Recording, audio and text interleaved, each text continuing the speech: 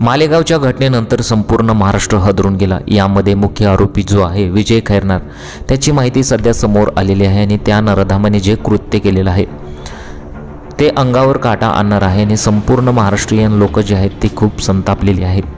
त्याला कठोरात कठोर शिक्षा द्यावी हीच सर्वांची मागणी आहे।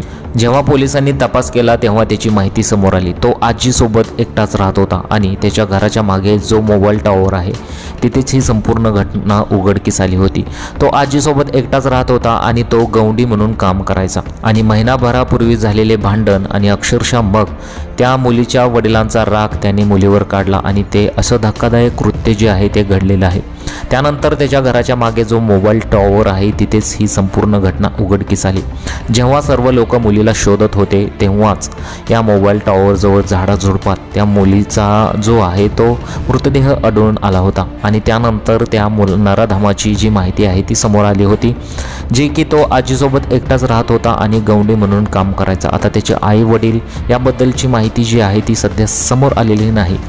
पोलिसांनी मुलीसोबत खेळणाऱ्या इतर मुलांकडून चौकशी केली होती आणि त्या माहितीनुसार एका बांधकाम मजुरावर संशय दाखवून त्याला अटक केली आणि तो बांधकाम मजूर हा विजय खैरनारच होता।